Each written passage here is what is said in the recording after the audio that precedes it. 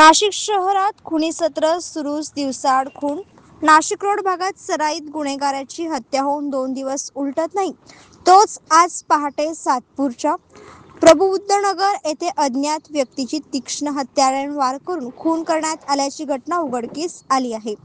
गेल्या आठवड्यात अंबड पोलीस ठाण्याच्या हद्दीतील कामटेवाडा परिसरात एका 17 वर्षीय तरुणाच्या खुनाची घटना घडली होती. नाशिक शहरात दिवसेंदिवस वाढत्या खुनाच्या घटनांमुळे नाशिक शहरात पुरते भयभीत झाले आहे. सातपूर परिसरातील प्रबुद्ध नगरात एका 45 वर्षीय इसमाचा मध्यरात्रीच्या सुमारास खून झाल्याची माहिती सातपूर पोलिसांना मिळताच पोलिसांनी तात्काळ घटनास्थळी दाखल झाले असून या प्रकरणी एका संशयितास ताब्यात घेतले आहे. पोलीस त्याची कसून चौकशी करत असल्याचे विश्वसनीय सूत्रांकडून माहिती मिळत आहे.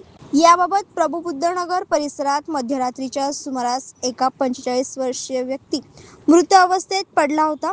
रात्र असल्याने हा प्रकार कुणाच्या लक्षात आला नाही, परंतु दिवस उजाडल्यानंतर येणाऱ्या जाणाऱ्यांच्या नजरेत ही घटना लक्षात येतच परिसरातील नागरिकांनी सातपूर पोलिसांना कळवली.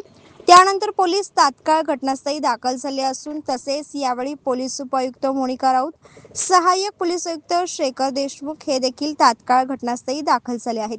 दरम्यान या प्रकरणी एका संशयिताला ताब्यात घेतले असून सातपूर पोलीस अधिक तपास करीत आहेत. वृत्तसंकलन रफिक सय्यद. सकाळी मला 6 वाजता फोन आला आहे एकाचा. फोन आल्यानंतर मी लगेच डिपार्टमेंटला फोन केल्यानंतर डिपार्टमेंट तात्काळ हजर झालेले आहे.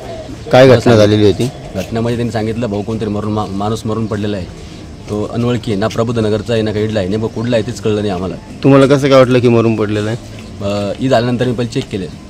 चेक केल्यानंतर डिपार्टमेंटला फोन केला, डिपार्टमेंट लगेच तात्काळ हजेर आहे इथं. काय कशावरनं वाटलं तुम्हाला ते?